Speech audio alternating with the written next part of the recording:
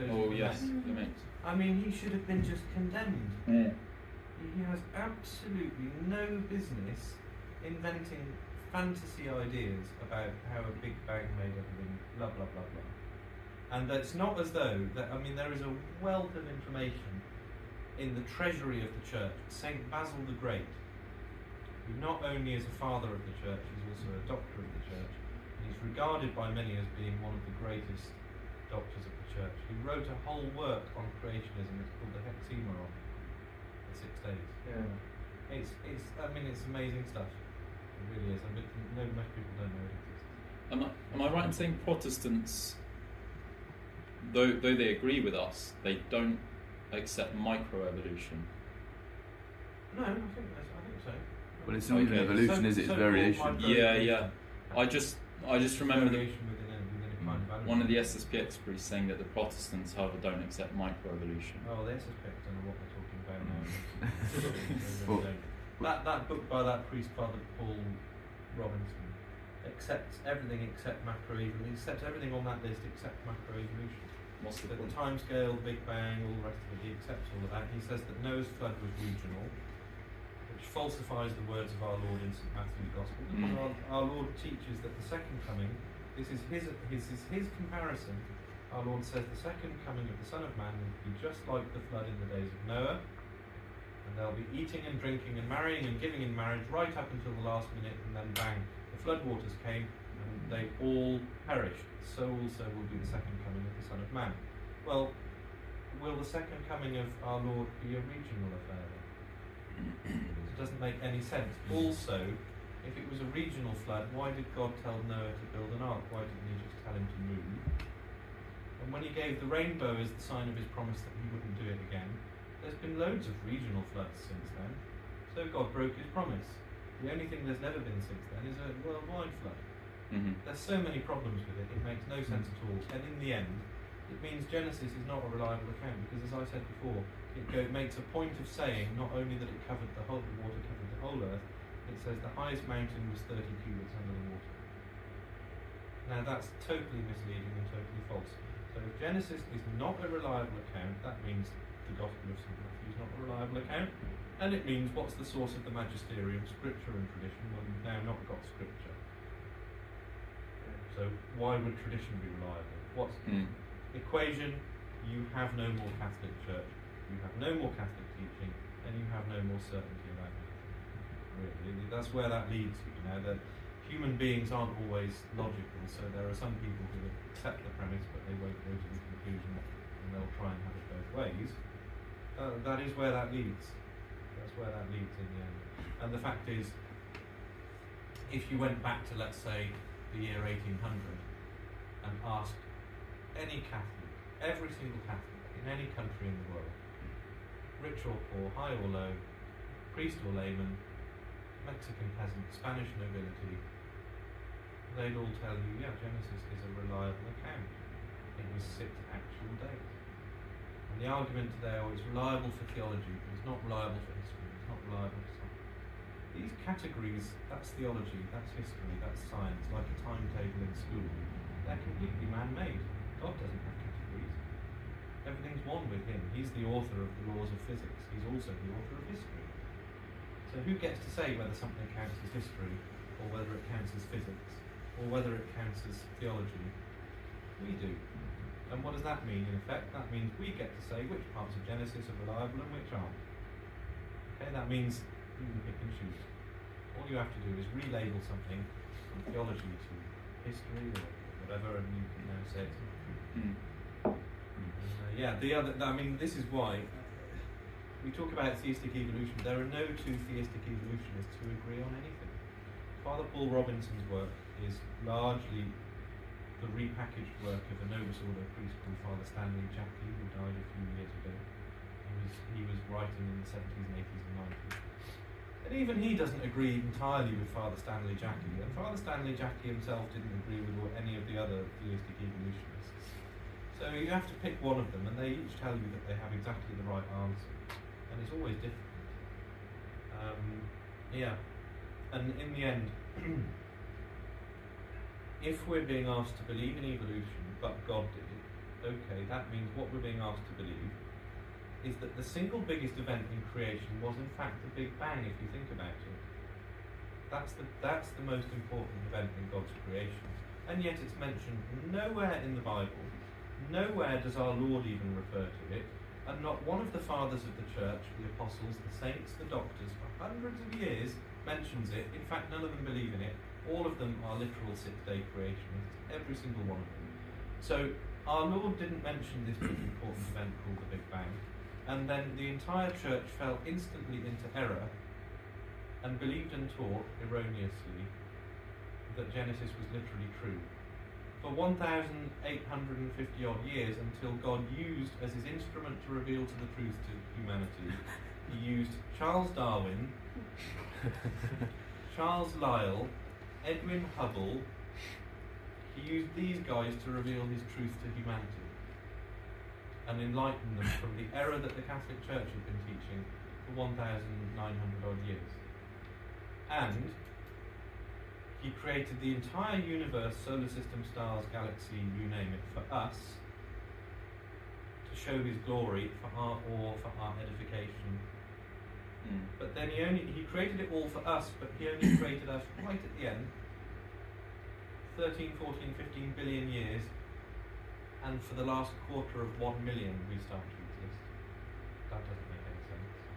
And in order to create mankind, he used macroevolution, which in effect means he used disease, illness, mutation, suffering, death as his instrument to create human beings. Because survival of the fittest, notice, is a dishonest euphemism. What does it really mean? It means the perishing of the weakest. That's what survival of the fittest means. It means the perishing of the weakest. So God used it. Notice it's backwards. Again, Kent Hogan makes a big deal out of this, and he's absolutely right to make a big deal out of it. We know that man brought death into the world. Suffering, disease, death, all of that is a result of original sin. God, in Genesis it says God made everything and he saw that it was good. It means it was perfect. There's a perfection to God, so there's a perfection to his creation. He saw that it was good. And we're the ones who damaged it by original sin. Man brought death into the world. It's in Handel's Messiah. Since by man came death. You know that movement? Very beautiful. Since by man came death, by man came also the resurrection from the dead. Man brought death into the world, but if you believe evolution, it's backwards. It's death that brought man into the world. Death brought man into the world. Completely inconsistent. And also, by the way, the order in which things were created is the wrong way around as well, because the birds, for instance, and the fish and the land animals, I think, according to evolution, the fish came first and then they grew legs and walked on the land. Well, it's the other way around. In Genesis, it's the land animals first and then the fish are created afterwards. The plants are created on day 3. The sun, moon, stars and planets are created on day 4. Well, plants can't live without the sun. So if each day was 1 million years or something, a plant can't survive 1 million years without the sun. It can survive one night without the sun. So it makes perfect sense if it's each day is an actual day. And as St. Thomas says, the reason that it's evening and morning the first day is because God is saying from now on time will be measured in days, setting the measure of time. There's 1,001 inconsistencies with it, and then what you end up believing in is something that none of our Catholic ancestors believed in, which makes God cruel and arbitrary and dishonest and the cause of human suffering, and his entire creation is arbitrary, and it doesn't make any sense. And there's no point in Revelation, because Revelation doesn't mention the most important points, which God, by the way, then used men like Charles Darwin for. There's no way that you can marry the two together in the end. Richard Dawkins is wrong about a lot of things, but he's right about one thing, I think. In the end, you have to choose. If you're going to be completely consistent, in the end, you have to choose. You can't have it. And it took me, to be quite honest with you, it took me the first 33 years of my life to realise that. If you'd asked me only a few years ago, I would just saying, yeah, you can believe in. I probably would tend to more towards creation, but you can believe in theistic evolution. I don't think that's true now. I just don't see how you can believe in theistic evolution, progressive creation, or whatever. All of this stuff happened, but God did it. What's progressive creation? Sorry. Well, like I say, there's 1,001 variants, and none of them agree with each other. So it's a bit like, oh, God did it, but He did it over millions of years. There's so many variants of this. There's the day-age thing. Yeah, we could go into it, but I mean, what's the point in the end? It's all nonsense. It's all nonsense. Right. What I thought we would do here is have a look at macroevolution. You'll notice, by the way, there were 100 slides in part 1. Did I mention religion once in it? No. And I think we have to not fall into that trap. With most people out there, they've been so marinated in this propaganda of science versus religion, faith versus science. You must break free of that false paradigm. It is not science versus religion. It's fake science versus real science, and evolution is fake science. It's not scientific. It's a religion. It's fake religion versus true religion, if you prefer. Okay. So, and I think most people, the religion thing will suggest itself of its own accord. The real difficulty is not convincing them of religion. The real difficulty is breaking them free of the mental shackles of this fake science. Once people stop believing it, once they doubt what the media and these important fancy people, professors at various universities are telling them, once you punch a hole in that and shake their faith in it, the rest will just naturally happen. It just follows on from there. Right, macroevolution, let's go. So, why is it not? I don't know. Sorry. What's happened? These days. Oh. But yeah, going back to what you said before, I think the importance of this can't be overstated, because once you totally reject all the evolution stuff, it completely frees you from the pretentious scientist. You need to listen to me, and then in the next breath they're saying, "Oh, a clump of cells isn't a baby." Yeah. You know, these are the same people. That's what this is what we're like. What's at stake, isn't it? And I think I mean there's an argument that we should be doing this to kind of normal people out there, but I mean there's an argument that we should just be doing it with Catholics, because I think a lot of Catholics, if they don't understand it, they kind of want the Catholic faith to be true. They want to believe the Church, but at the back of their mind, they're just not 100% certain that maybe the Church hasn't got it wrong, and they're kind of tempted to hedge their bets a little bit. Do you know what I mean? Mentally, without realising it, they just, what if they are going to prove that the Bible is wrong? That, in fact, is the origin of modernism in the late 19th century. There's a very good little book called The Handbook of Heresies by M.L. Cousins that explains in detail how modernism, the modernism that St. Pius X condemned in the early 20th century, 1908, 1909, 1910. The reason that problem had come about over the last few decades was because Darwin, and there were Catholics, particularly on the continent, who were just trying to hedge their bets a little bit. Whereas in fact, if you give people the confidence, show them that it's all nonsense, beyond any doubt, and then it will give them the confidence to really stand by the Catholic faith, I think. Right. So, macroevolution, there are, I think, I would say maybe 12, maybe at the most 15 so-called evidences of macroevolution. I've looked in a few different textbooks. You never normally come across more than 2 or 3. Every single one of them is totally fraudulent, and sometimes people mount a campaign of get it taken out of the book, it's been proved wrong, and they'll just put another one in, and they just rotate them around. But again, you see the same process where intramurally they'll admit this isn't true, but to the public they'll present it. Right, embryology supposedly proves evolution. This is a textbook by Miller and Levine from the year 2000, not all that long ago. Okay, where you have different stages of the development of an embryo, and supposedly what it shows is that we evolved from a fish, because the embryo earlier on, they all look like little fish, and they develop into distinct things. It's total nonsense. Okay, but this is Jerry Coyne, quite a well-known evolutionist, in his book Why Evolution is True, in 2009, that was published very recently. All vertebrates begin development looking like embryonic fish, because we all descended from a fish-like ancestor. Okay. Another biology textbook, 2004, by Holt. Evolutionary history of organisms is also seen in the development of embryos. Now, this originally was started by a man called Ernst Haeckel in Germany in the 1860s. He was a big fan of Darwin, and he wanted to convert everybody in Germany to Darwinism. Next slide, please. So he came up with some drawings of embryos, and he took them around all the different universities and converted everybody to believing in Darwinism because it proved by embryology. Those are his drawings there, and the early development at the top. They all look the same, and it's only later on in the development of the embryo that you can see it looks. That's a human being, that's a pig, fish and salamander, and I don't know what else. One of these is a chicken, I think.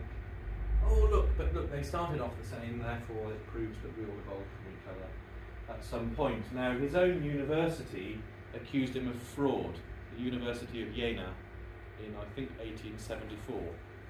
So these drawings are totally fraudulent, and we've known that for at least the last, 140 years.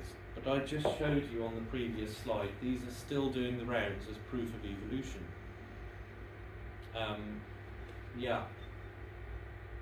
Wikipedia. Recent analyses, 1998 and 2002, have found that some of the criticisms of Haeckel's embryo drawings were legitimate. Why do you have to do an analysis to see whether it's either those are true representations or they're not? But others were unfounded. So Wikipedia is trying to say, oh no, Haeckel wasn't doing this. He was. Ontogeny recapitulates phylogeny. You'll notice, like calling it's a fancy word for something that's just silly.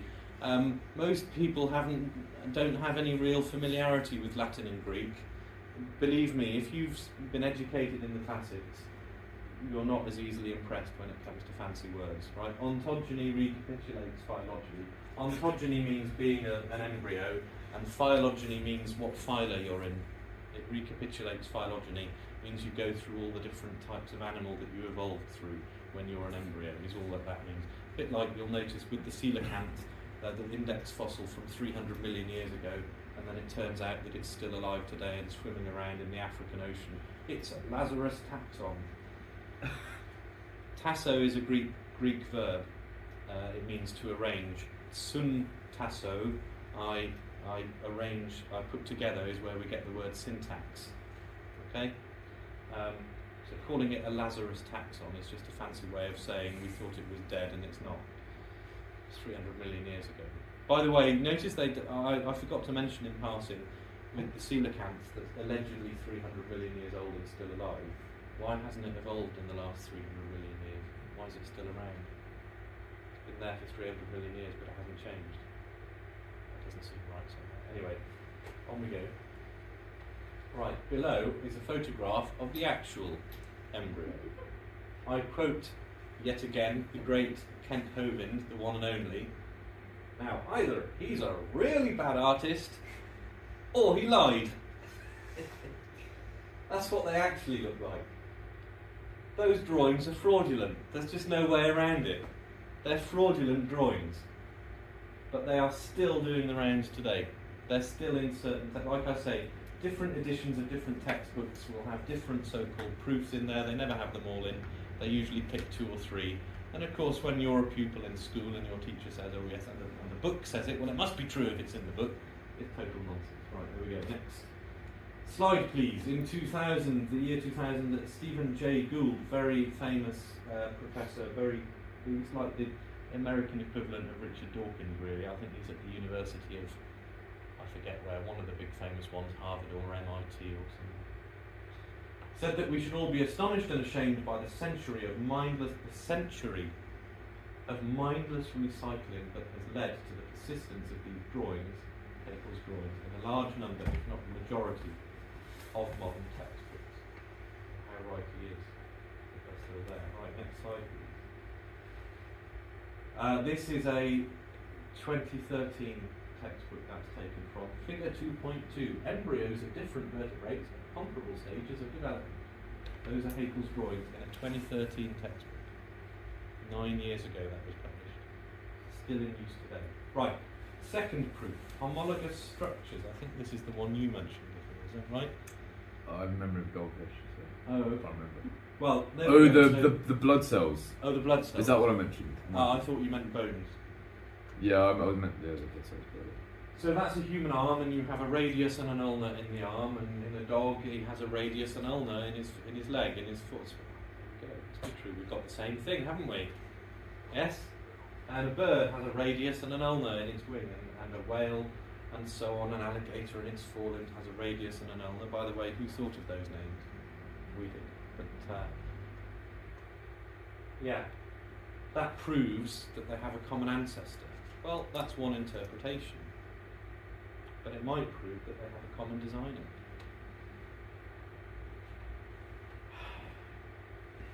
Homology was later explained by Charles Darwin's theory of evolution in 1859, but had been observed before this.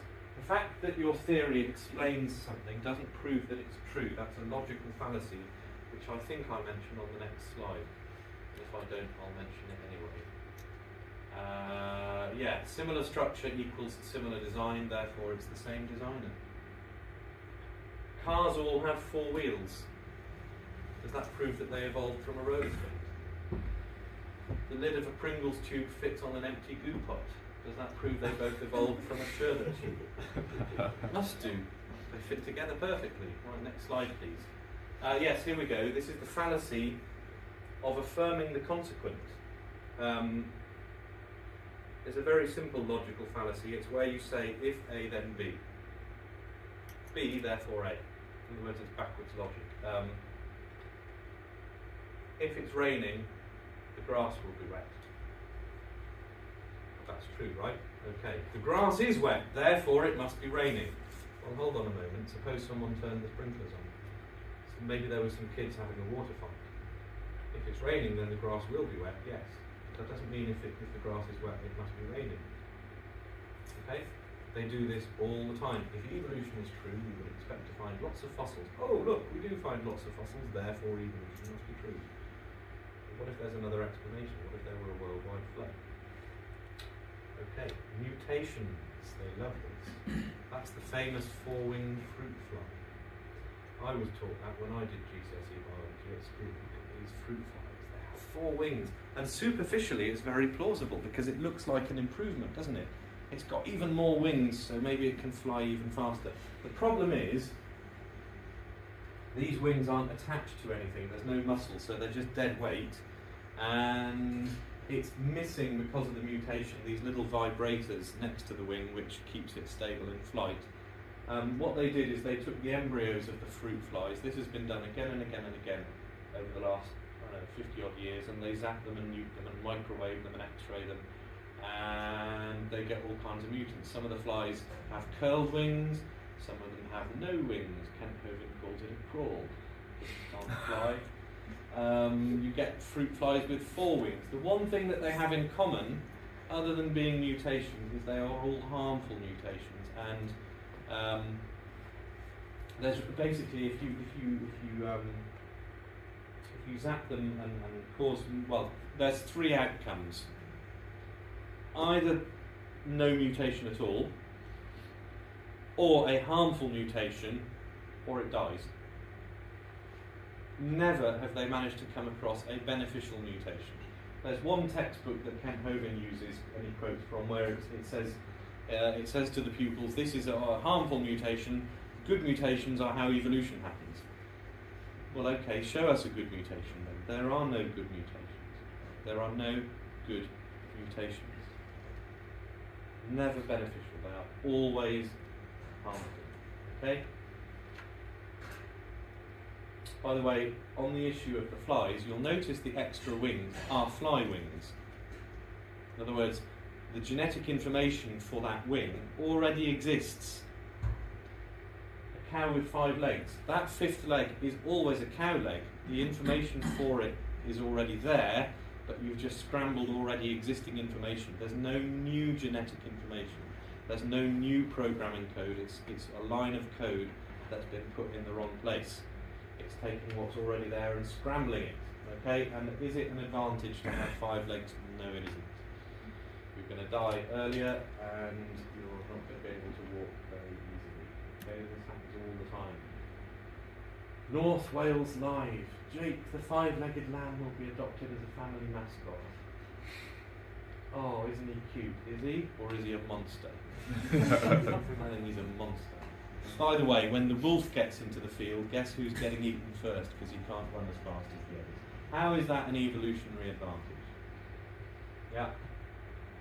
Explore Evolution, textbook page 101 says, these experiments show that mutations can induce dramatic changes in the anatomical structure of organisms, and for many evolutionary biologists, they provide a powerful confirmation of the neo-Darwinian claim that mutations provide the novel variations that natural selection needs to build new anatomical architectures and animals. What a fancy, pretentious, pompous, overblown way of saying this is how evolution happens, but it doesn't. It's always harmful, and there's never any new information. Notice, by the way, that that fifth leg is a lamb's leg. Okay, you never get a mutation where, you know, you'll get a cow with 5 legs, but you'll never get a cow with wings, right? You'll never get a cow with a human brain. You never get new information. It's always taking something existing and scrambling it, putting it in the wrong place. How honest are the textbooks? The effects of mutations vary widely. Some have little or no effect, and some produce beneficial variations. No, they don't. Give me one example of a beneficial variation. Now, the only thing they will ever cite is something on a level of microbes, bacteria, and so on. Never with animals, never with actual structures. They talk about beneficial variations. This Miller and Levine, I already mentioned them earlier on. It's a school textbook. Mutations are often thought of as negative because they disrupt the normal function of genes. However, without mutations, organisms cannot evolve. Notice the word however should be struck out there. That's right. Without mutations, they can, okay, well then maybe evolution doesn't happen. Okay. This is from 2017. I'm putting this on here to show you this is still being taught today. Doesn't matter how many times it's proved nonsense, they still persist in teaching it. 2017. Fruit fly mutation foretells 40 million years of evolution.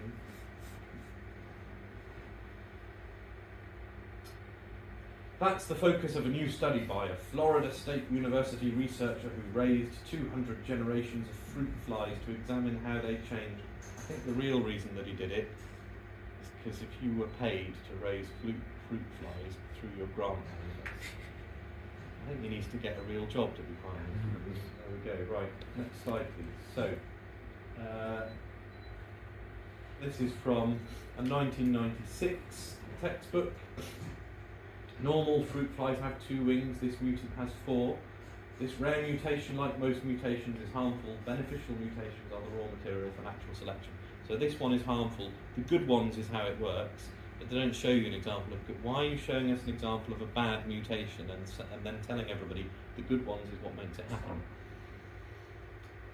Beneficial mutations would need to involve structures, not just genes. Yeah, Jonathan Wells, Icons of Evolution, that's worth watching. There's a couple of YouTube videos. Icons of Evolution is a book he published in the year 2000. He's quite a well-known, he was quite a high-up scientist. I think he was professor at the University of Berkeley, California, and then he stopped believing in evolution because it was just too much evidence. And yeah, he now says, I'm ashamed to think of what I used to teach. He published his book, Icons of Evolution, in the year 2000, and it actually did quite well. Obviously, he lost his job and his career and everything, that goes without saying. He published an updated version more recently, but you can find YouTube videos of him talking about this. Very, very interesting chat.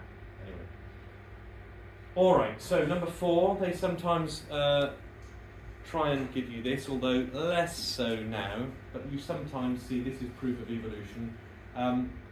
We tend to refer to it as the missing link. They no longer do because they don't like it. They'll tell you off and they'll say, oh no, you mustn't say missing link. You have to say it's our common ancestor. Or they'll just talk about our common ancestor. Media love that term, but that really means the missing link. Darwin, in his original book on the origin of species, says it is a truly wonderful fact that all animals and all plants throughout time and space should be related to each other. All animals and plants are related to each other, says Darwin. And then he says later on in the same book, if my theory be true, numberless intermediate varieties linking most closely all the species of the same group together must assuredly have existed, but we don't find any of them. The other thing I want you to note as we go through this is the absolute desperation that these guys have to try and find something. They're so desperate. Why? Next slide. Right, this is Java Man. This is one of their first attempts. It's a portion of a skull, a single tooth, and a thigh bone. Based on which they reconstructed this whole thing, but you can guarantee that's what people see in the museum. Scientists have determined this is what he looked like. And very few people will go, oh, hold on, how can you possibly know that? Yeah, and then it was, not long after that they ditched it because they found a better one. That is what they always do. Even when it's proved nonsense, they'll then hold on to it doggedly until something better comes along. So the very famous Piltdown man, that man is infamous on the right. That's a Jesuit priest called Father Teilhard de Chardin, who was a leading modernist 100, 120, 130 years ago. And where did his modernism come from? It was the fact that he fell for evolution and he believed it and he threw himself behind it wholeheartedly. And he was one of the main proponents. He fell for this. The Piltdown man was a deliberate hoax where the chap took a human skull and an ape's jaw and put them together and buried them and then discovered them. And it was, of course, an intermediate ancestor. This was in 1908. And they discovered it was a hoax not long after that. It wasn't until 1953 that they admitted that they had known for quite some time that it had been fooling everybody. So why did they not admit it for so long? Again, because they can't allow. This is one of the things I hold against these guys is they're not honest. They won't admit, yeah, we got that wrong. They won't admit, oh, we don't actually know that. They have to, part of the propaganda effort of the general public is they need to present a united front of we have the answer to everything. So they can't admit any holes in that. Right, next slide. Nebraska Man is possibly the most ridiculous because it was a single tooth from a pig, based on which the artist's reconstruction is on the right. Okay, they worked out based on a tooth that he looked like that. Yeah, next slide please. Ramapithecus, for a time in the 60s and 70s, it says the Encyclopedia Britannica, which is about the same as Wikipedia to be honest. Ramapithecus was thought to be a distinct genus that was the direct ancestor of modern humans, and it turned out to be an orangutan. Okay. And then I think that takes us to the latest one, next slide please, which is, there we go, Lucy. Discovered in 1974 in Africa. At Hadar, a site at the Awash Valley in the Afar Triangle in Ethiopia by paleoanthropologist Donald Johanson of the Cleveland Museum of Natural History. He's an American. What they're not telling you is he's been out there for a year or two. He discovered Lucy about 2 weeks before his grant money ran out. And instantly, oh yes, that's our ancient ancestor. It's been dated to be 3.2 million years old. Well, I showed you the KBS Tough earlier on, where they said the ground was, what was it, 200 million years old, and then they found a human skull under it. I have to explain their way out of that one. Lucy, the problem with Lucy, and again they don't tell you this in Wikipedia, notice that's what's in the museum. Can you see it's different colours? Right, the brown bits are actually what they found. The white bits are plastic where they're filling in the gaps. It's 40% of a skeleton. 60% is missing. How do they fill it in? They fill in the missing 60%, the majority of it, the way they want it to be. That's what you see in the museum. Next slide. Right, that's what they actually found. Okay? Now you'll notice if you look at this remains of a skeleton, look at the bits that are missing. Are there any important things that are missing from that skeleton? Particularly when you're talking about a monkey turning into a human. What might be important that we might need to know that's actually missing from that skeleton? There's no hands, there's no feet, there's very little of the legs, so the leg to arm ratio is a matter of just imagination, given that this is a filling in the gap game. Okay, so the whole whether it walks upright or not thing, you can't tell from that. Most of the skull is missing. But based on 40%,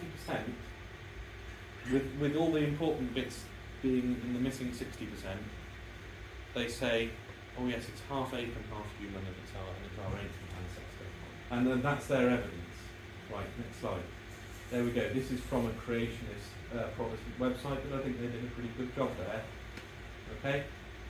Short or long arms, you can't tell because of the ratio, because so much is missing. And short or long legs, it works both ways.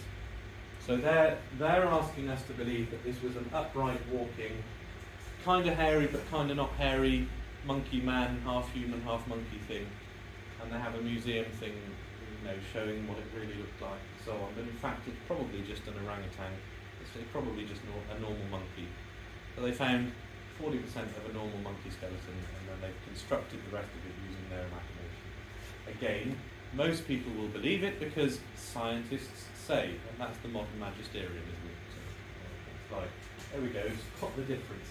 They've gone from that to that. This is a museum exhibit there, I forget which museum it's from, but notice the kind of patchy body hair, hairier than a normal human being, but not as hairy as a monkey. Look at the thoughtful expression. It's such nonsense. How can you possibly tell how much hair there was based on only the bones? How can you tell that it had a thoughtful expression? You can't. That's all pure imagination. Okay. The peppered moth. In the A-level biology textbooks of a certain school, which some of you might know, some of you might even look into, this is in the textbook. It's a favourite of theirs. I've seen it in a lot of different textbooks. I was taught this at school for GCSE biology. Who's familiar with the story of the peppered moth? You did it as well? Right. Could one of you explain it so that I don't have to? I mean, I can, but I'm just... The Darwin brothers discredited that like at least 20 years ago. Oh, it's been discredited, yeah. Yeah. It's been discredited for a long time. What's the official story then behind the peppered moth? I can't say I remember. Okay, the story is this. The chap was a professor, not a professor, but he was an academic from the University of Oxford. He went up to Manchester or somewhere up in the northwest there. Okay, he looked at the trees, and he said, well, they're silver birch trees, so they're white, but because of all the industrial soot, the trees had turned black. And there's two varieties of moth. There's a light variety and a dark variety. Okay. And it used to be that the light variety were the more common because the dark ones, when they landed on a silver birch tree trunk, the black moth is more easily visible, so the birds can eat it. And the light variety is better camouflaged. But then when the soot turned the tree trunks dark, it was the white ones that stood out. And so the white population began to get eaten and the dark population thrived. Yes? Does everybody follow that so far? Now that story on the face of it, were it true, all that proves is variation within a kind, so-called microevolution. You've got moths of two colours, okay? And maybe they had a common ancestor which was a moth. Okay, that doesn't show you anything at all. That's like human beings with light skin and dark skin. They're still human beings. It doesn't prove that they evolved from an amoeba which turned into a fish which crawled out and grew legs, right? It doesn't show anything except a variation within the same gene pool. That's all that shows. However, next slide. The truth is more interesting. Bernard Kettlewell is the name of the man, and he conducted this experiment in 1958. And he claims a 5%, 95% ratio. So by the time the trees had turned black with soot, it was only 5% white moths and 95% of them were dark because they were better camouflaged. Okay? Complete lie. The whole thing was fabricated.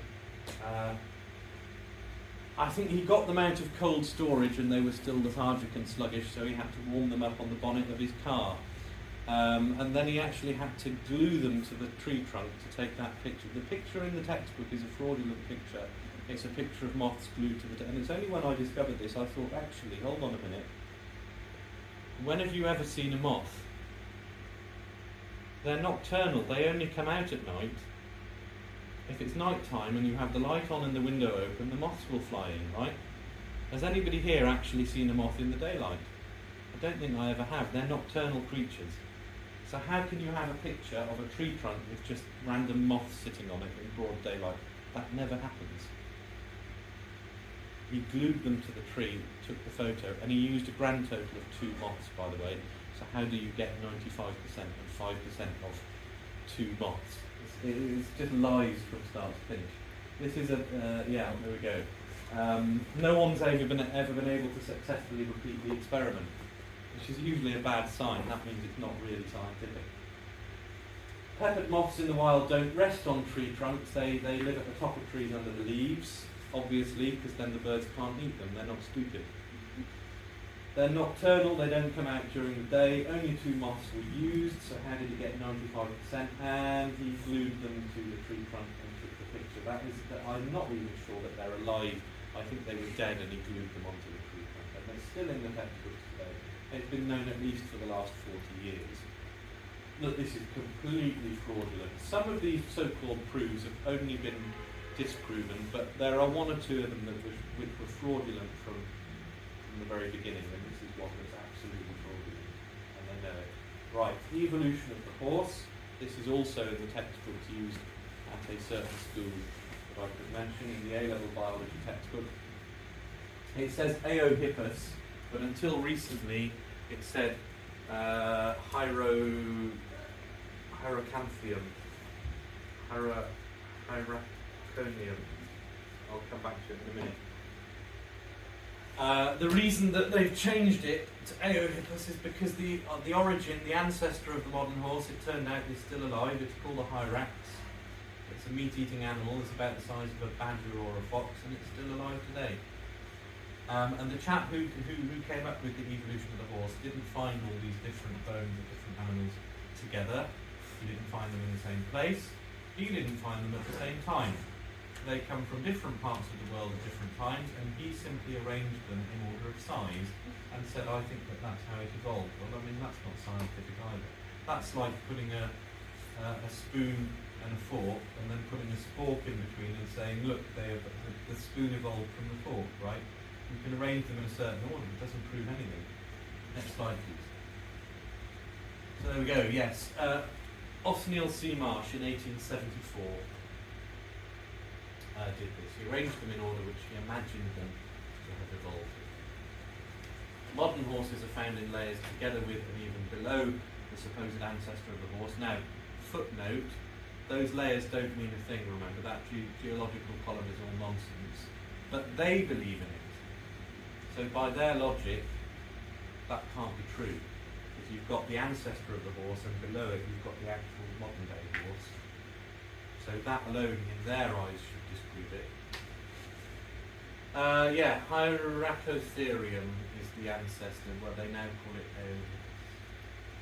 yeah, Mesohippus. Hippos in Greek means a horse, and meso means middle. These are all fancy names, they're just very often they're very mundane, they just mean middle horse. Yes, and equus, well that just means horse. Okay, next slide. There we go, this is one, there's all sorts of inconsistencies. The number of ribs, the ancient ancestor of the horse, allegedly, had 18 pairs of ribs, then it goes down to 15 pairs of ribs, then 19 pairs of ribs, then back down to 18 pairs of ribs. So when it was evolving, it couldn't make up its mind how many pairs of ribs it needed, and then you get to the modern horse. Yeah, it doesn't make any sense. Next slide, please. But it's in the textbooks. I was going to, if I had a bit of time free during the school day, just go and photograph it in there. But I didn't get a chance. But it is there. That people learn that for A-level biology today.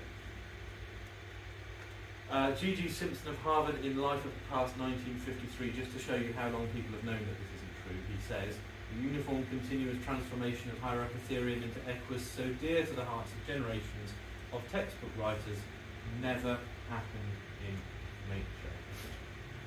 Wadsworth's University and Diversity of Life, 1992. Other examples, including the much repeated gradual evolution of the modern horse, have not held up under close examination. You see the same thing. These scientists will admit intramurally among each other, yeah, this is nonsense and we know it. But when it comes to writing a textbook for children in schools, that's fine, we'll still present it to them, because we've got to have some kind of evidence for evolution. Every single piece of so-called, even macroevolution evidence is wrong and can be easily disproved. And like I say, they normally choose 2 or 3 and they just rotate them around. Alright, next slide please. Vestigial organs. I was taught this. The appendix, you don't need it anymore. The coccyx, the tailbone. Oh, it's because we used to have a tail and then we lost it because we didn't need it. Kent Hovind says, imagine driving your car and being able to drive the car and drink a Coke and change the radio dial at the same time. Right, the tail would be quite useful. It's a joke, but it kind of has a serious point to it. Or arriving at the door with 2 bags of groceries and not being able to open it. That's the appendix. I was taught in school, not all that long ago, that the appendix has no useful function. And it turns out it does, but there we go. So this is the University of Berkeley website today, says this. All life bears the scars of its history, including humans. Our awkward wisdom teeth and appendix are simply historical holdovers that evolution has not managed to rid us of. It turns out that's totally untrue. Next slide. The human appendix may be considered as a vestigial organ, as it has been proved that the removal of the organ after infancy does not create any harm. Notice the logical fallacy. You can have it removed and still live, therefore it's no use to you. Well, you can live without both your eyes, you can live without both your ears, you can live without all of your teeth. Does that mean that teeth are no use to you? You can live without both your arms and both your legs. The fact that something is not essential doesn't mean it serves no purpose. Next slide. Right. Wikipedia, astonishingly, and this amazed me, they actually admit that this is improved on. The appendix was once considered a vestigial organ, but this view has changed since the early 2000s. Research suggests that the appendix may have served an important purpose. In particular, it may serve as a reservoir for beneficial gut bacteria. There's a few other things. It produces killer T cells or killer B cells, I think, or both, which are part of your immune system. They help you fight disease. If you have your appendix removed, you are more likely to fall ill with a certain number of different illnesses. Next slide, please. Okay, Encyclopedia Britannica can't make their minds up, so they say here, the appendix, formerly vermiform appendix, by the way, again, fancy Latin word, vermiform literally means it looks like a worm. That's what that means. Is a vestigial hollow tube. It's not clear whether it serves any useful purpose in humans, but then they go on and spend ages talking about all the useful purposes that it probably serves. And then they conclude with, there is general agreement among scientists that the appendix is gradually disappearing from the human species over evolutionary time. Makes no sense. So it's a useless vestigial organ, serves no clear purpose, except we think that it probably serves this purpose and that purpose and that purpose. But other than that, it's a vestigial organ and we're losing it over time. Next slide, there we go. This is Time magazine, their website. Your appendix may not be useless after all. That's from 2017, 5 years ago. Next slide.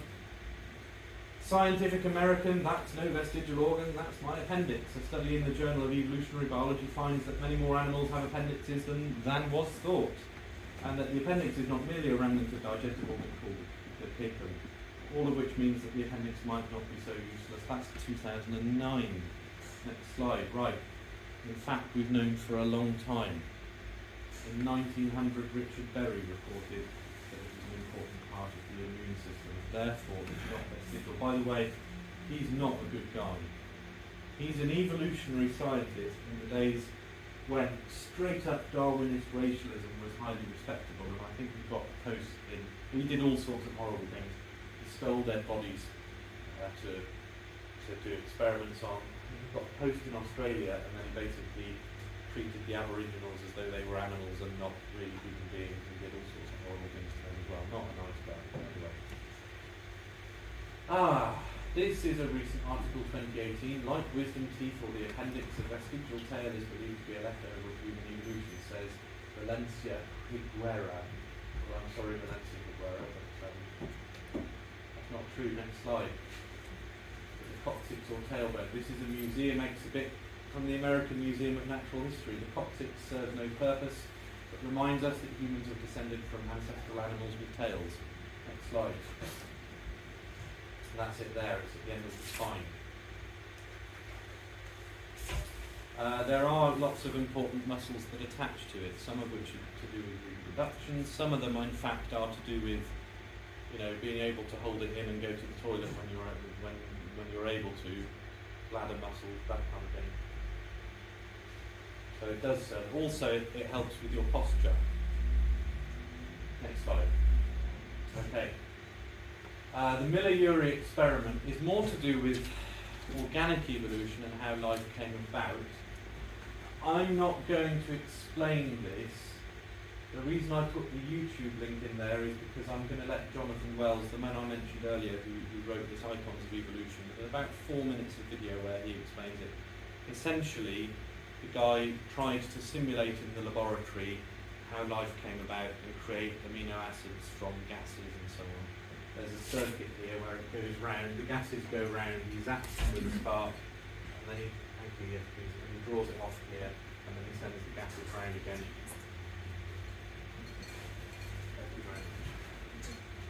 Right, should we open the YouTube link? Is that just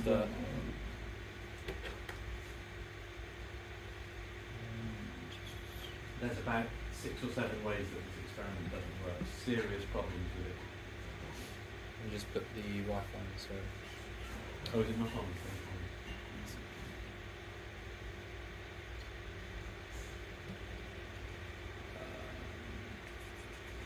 While we're waiting, I'll tell you. First of all, the gases are the wrong gases, so he has ammonia, 1 or 2 other bits in there. He doesn't have oxygen because whatever is created as a result would oxidise, so he has to leave oxygen out of it in order for it to work. That means you can't have ozone, and ozone keeps out UV light, and UV light destroys ammonia, which is one of his gases. So you can't have life being created with oxygen, and you can't have it being created without oxygen. By the way, even if this experiment did work, it would prove that it took intelligence, 2 intelligent scientists in the lab in order to make it. He has to draw it off because if he sent the resultant product around a second time, the second spark would destroy what had been created. So that's cheating. If it happened in the ocean in a prebiotic soup, you'd have Brownian motion, which means you wouldn't get that they'd be bouncing away from each other all the time, so that wouldn't work. Anyway, yeah, there's a number of things where they had to cheat like mad in order to get this to work. What else? The product was only 2% amino acid. Most of it, about 88%, was tar, 10% carboxylic acid, totally toxic in other words. And even the amino acids weren't the right sort, and half of them were left-handed and half of them were right-handed, which won't work either for forming protein. Being resized. Oh, I've had the same problem with these before. Yeah. Sometimes it just doesn't play videos. It might be the HDMI cable settings on it. Oh, I'll try copy and pasting it, sorry. Yeah, I've been trolled like this before. It's the same thing why the screen isn't the same on the laptop as on there. Let's try copying the link. Do we have speakers? You will just have to turn the sound up on. Yeah. Oh right, it has opened, it's just not... How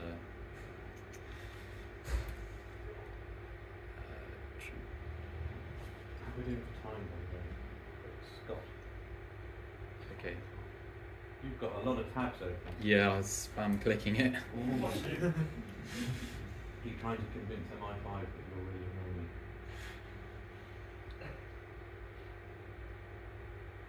Oh, come on. What? That's a strange title for a video. Is this the right video? Video Is that a work laptop? Is not currently available on this device. Right, If it's a work laptop, that's probably why. do you just want to try, do you know what the video would be called, so if we... Oh gosh, no, because I've queued it up to the right time. Can you just make it full In screen? 1953, Stanley Miller, in the lab of Harold Urey, simulated what scientists then thought was the early Earth's atmosphere. This was an honest experiment. Miller was not out to trick anybody. The atmosphere he used contained methane, ammonia, hydrogen, and water vapor, and he used an electric spark to simulate lightning. That's not a good way of So there's the spark. The water would boil here, the gases enter here, spark, and then the results would accumulate down here. And after a week, Miller analyzed this brown tar and found some amino acids, which are the chemical building blocks of proteins. And this was widely touted as a step in explaining the first step in the origin of life. This showed how the building blocks of life formed on the early Earth. That's the way it was advertised. By 1980, however, geochemists had concluded from many kinds of evidence that the Earth's early atmosphere consisted of gases emitted from volcanoes, and that any hydrogen that might have been there, being the lightest element, would have escaped the Earth's gravity into space. So here we have a comparison of the Miller-Urey gases, water vapor, methane, ammonia, and hydrogen. Lots of hydrogen here, including lots of free hydrogen. And the volcanic gases, water vapor, nitrogen, carbon dioxide, carbon monoxide, a lot of oxygen here, and a few other trace gases as well. Well, in 1983, Miller himself, with a colleague, tried using a carbon monoxide, carbon dioxide atmosphere to produce amino acids. And they found that the glycine, which is the simplest amino acid of the 20-some amino acids our bodies contain, glycine is almost the only amino acid produced from carbon monoxide and carbon dioxide atmospheres. And then, only if they added excess hydrogen. Well, remember, that was the first thing to disappear in the early Earth, according to geochemists. So they had to add excess hydrogen just to make this work. And if they wanted anything more complex, they had to add methane as well. So by 1999, it was clear that the experiment didn't work. This is Freeman Dyson. Miller's experiment was supposed to be a true simulation of prebiotic, that is, pre-life chemistry, on the primitive Earth. But now nobody believes this anymore, except the biology textbooks, which all used to persuade students that life had a materialistic origin. So they were still being used in 2000. Now it's 2017, and it's still there. Here are three widely used textbooks: Kenneth Miller and Joseph Levine, Scott Freeman's Biological Science, Mater's Biology. All of them use the Miller-Urey experiment to convince students that scientists have explained the first step in the materialistic origin of life. No good? Yeah, that's it. All right, let's go back to the thing. There is another bit of video in a moment that I want to show everybody, so we may have to do that later. All right, so I mean that's not macroevolution strictly speaking, that's more organic evolution, but that is in a lot of the textbooks as you've seen there, and it's a big problem. It doesn't work. They're not telling you that. Anyway, okay, let's go on.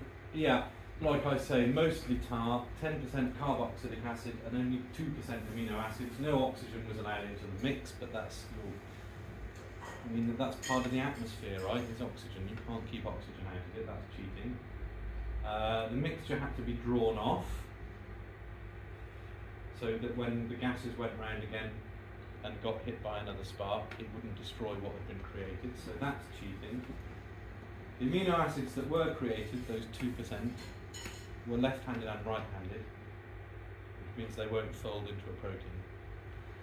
There's no Brownian motion. Oh yeah, and a spark. Okay, so what's that simulating? Presumably the ocean, but then really you're saying that lightning actually hit that exact spot. I mean, what are the odds? Okay, well, so, and then every time they try and repeat it, there's even more things wrong with it that mean that it doesn't work. Okay. Next slide. So there we go.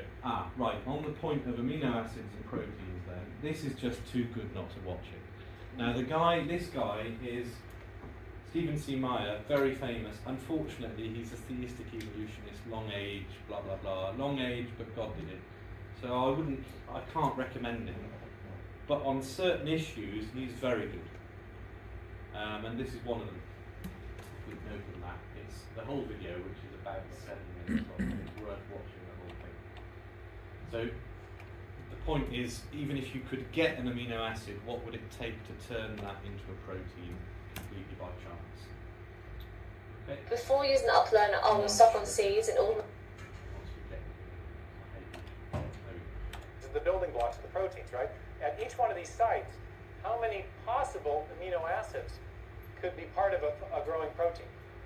You know this from the biology, that there are 20 possible protein-forming amino acids. Okay, so you've got a 1 in 20 chance at each site. So to get at 2 sites, how many possible combinations do you have? 20 times 20 again, so 400. If then you go to 3 sites, how many possible combinations? 20 times 20, that 400 times 20 again, 8,000. Very good and quick. Okay. Now 8,000 times 20 again, 160,000, and we're only to 4. Okay. So there's a vast number of possibilities. You've got a 1 in 20 times 1 in 20 times 1 in 20 times 1 in 20, going out however many sites you have for amino acids. So in a chain of amino acids that's just 10 sites long, you're already to 20 to the 10 possible combinations. That's 10 trillion possibilities. But most proteins, even modest, like shortest proteins, are 100 to 150 amino acids. The average length proteins may be 300 to 400 amino acids. Can you see what's going to happen to these exponential numbers as far as the number of possible ways of combining the amino acids? Let's take a protein of 150 amino acids in length. That's a very modest, not real big one, okay? So we'll do that same calculation. We've got 150 sites with 20 possibilities at each site, 20 to the what power?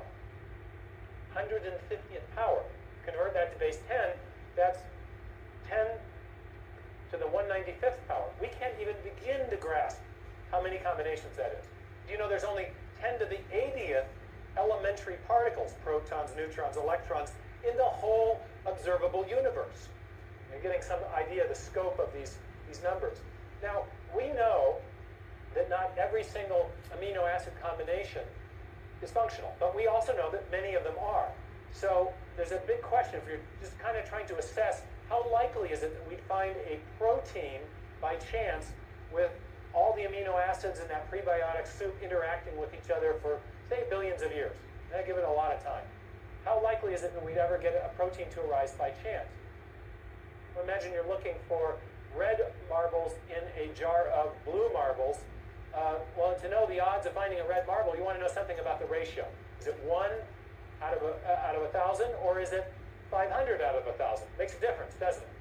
So I have a colleague who's been interested in the whole question of whether or not life could arise by chance for a long time. His name is Doug Axe. He's a molecular biologist. He did his PhD at Caltech.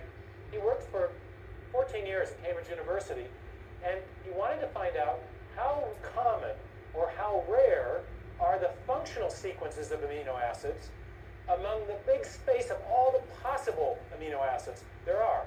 And he chose to work on a protein of about 150 amino acids to start to get an answer to this question. Now, what he did is he found that there were indeed many combinations that produced functional proteins. But he also found out that the ratio was very, very small. Essentially what he was asking was this: for every protein that forms a function, how many combinations of amino acids are there? You kind of get the idea? He's trying to get that marbles to marbles ratio. Now this is like the red marbles we want and the blue ones that we don't, okay? And he came up with a really amazing number. And it's 10 to the 74 power. Now that seems a little less scary because we just looked at this great big number, but this is still an enormously small probability. In other words, if you think of all the amino acids that there could be as a big haystack, and you start searching around for the functional ones, the ratio of functional ones to non-functional ones is like 1 to 10 to the 74. That's the ratio. So finding a functional protein by chance, just on this calculation, you can see is going to be easy or hard? Pretty hard. And we're going to start putting up some numbers on the board. So just to get the amino acid sequence properly, you've got an odds of about 1 in 10 to the 74. But there's other probabilistic hurdles that have to be overcome. You want to build a protein, we know from chemistry that you have to attach the amino acids together with what's called a peptide bond. In nature, peptide bonds occur with about a 1 in 2, 1 in 2 frequency. Half the bonds that form between amino acids are peptide bonds, half aren't. But if you get any bonds forming that aren't peptide bonds, you can't form a protein. So to form a protein, 150 amino acids long, you've got a 1 in 2 chance at each site of getting the correct type of linkage. So you got 1 in 2 times 1 in 2 times 1 in 2 times 1 in 2 to the what power? Close to the 150. Since we got linkages, we have 149, but call it 150. Okay. So in other words, we got another huge exponential problem to overcome. So, and it turns out that 1 in 2 to the 150 is the same number as 10 to the 45th, 1 in 10 to the 45. So now we got two incredibly improbable things that we've got to overcome to build a functional protein by chance alone. One more problem. When you're building proteins, amino acids come in 2 flavors. There's a left-handed flavor and a right-handed flavor. They're called optical isomers, not flavors. Okay. And the left-handed version is the only kind that can be used in building proteins. You get even one right-handed amino acid in there, and your protein won't fold properly. So you got another probabilistic hurdle to overcome. So you've got a 1 in 2 chance at each side again, out to the 150th power. 2 to the 150th power, again, is 10 to the 45. Oh my goodness. So the odds of building even a short functional protein by chance alone is 74 plus 9. You can remember how you do this in math. You can add the exponents if you're multiplying exponential numbers. Thank you very much. Okay? Wow. Now, can anyone get their mind around a number that big? There's only 10 to the 80th elementary particles in the entire universe. There's only 10 to the 16th seconds since the Big Bang. There's only 10 to the 139th total events since the beginning of the universe. Now you're starting to get the understanding of why people are very skeptical that the chance hypothesis is going to do the job. Now, you may have heard just the opposite. Has anyone ever gotten in a discussion with you about the origin of life and said, hey, it happened by chance? I mean, do you hear that? I mean, this happens to me. I'll be lecturing in hostile university environments, and I'll get done and somebody say, well, but, and they want to argue with me about the probabilities. And I just shut the discussion down because I say, no serious scientist thinks this is the way it happened. It's always going to be more probable that it didn't happen by chance than it did. And with that kind of reasoning, you realize it's time to move on and look at some other options. This is a real simplistic illustration, but out of snacks. Get Doritos in a minute.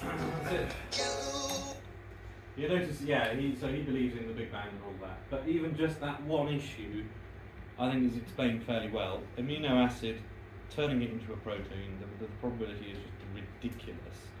The other thing about the Miller-Urey experiment is they say it created amino acids. They say this is the building blocks of life. Yeah, that's the raw material. Yes. The important point about DNA is it is code. It's information, which is also interesting because what is information? Information presupposes intelligence, or it's not information. If you're an astronomer looking out into deep space and you've got a radio signal and it turned out there was a pattern in it and you managed to decode it and it actually meant something, you'd conclude that there was intelligent life out there. Because you'd say, well, it wouldn't be information unless there was an intelligence that put that information into the pattern, right? Well, it's the same thing with DNA, but instead of the end of a telescope, it's at the end of a microscope, and we say, oh no, it happened by chance. Even if you could get amino acids to form, and enough amino acids to form into proteins, and overcome Stephen C. Meyer's 1 in 10 to the power of 164 probability, you have the raw material. That's the equivalent of saying that's how you get ink and paper. A book is made of ink and paper, but ink and paper alone don't make a book. It has to be, the ink has to be arranged on the page in a certain way that it actually means something. That's the other problem. All right, next slide. Oh, That's it. is that it? Yeah. Great Scott. Well, there we are. I think that's how far I got before I ran out of time. Yeah. So there are other evidences of evolution. There's other stuff in the textbooks we could talk about, but I think that's enough to be going on. So part one then, I think there's no doubt at all that the Earth is not old, it's young. Okay? It's a few thousand years. Macroevolution can't happen. I mean, it can't happen for philosophical reasons in any case. Things can't create themselves any more than a woman can give birth to herself. There has to be a distinction between creator and creature, or it doesn't make any sense, does it? I think, having not addressed the issue of religion apart from just briefly there, I think that probably is the thing that needs rounding off, is to just think through the implications, because what's really being proposed to us is a materialist worldview, and that's why they're so fond of evolution. It really is the kernel of atheism, communism, materialism, you name it. That's what it's for. That's why it matters so much. And schools and universities are basically brainwashing factories for taking children of well-meaning parents very often and brainwashing them into materialism, brainwashing them into atheism. I mentioned before David Cameron passed this law in 2014 outlawing the teaching of creation in schools. Why? What are they afraid of? It's so obviously wrong, and creationism is so obviously crazy, then they should have no problem. But in fact, you'd think they would want to publish creationist arguments to just ridicule them. But they don't. Nobody is ever allowed to hear a credible defence of creation or a credible critique of evolution. And I'm convinced if most people could actually see what the arguments are and what the evidence is, there are very, very few people out there who would believe in evolution, in the evolutionary mindset. Really only the most hardened atheists. And there's a lot of people who point it out. Kent Hogan says this all the time, and he's right. Other people point it out as well. There are people out there who believe evolution, who believe the Big Bang and the chance hypothesis and all the rest of it, because they don't want there to be a God. Because if there is a God who made everything, then he made the rules and he gets to say what the rules are, and you kind of have to obey him, and you owe him the fact that you even exist to begin with. And they don't want there to be a God, therefore they cling to evolution.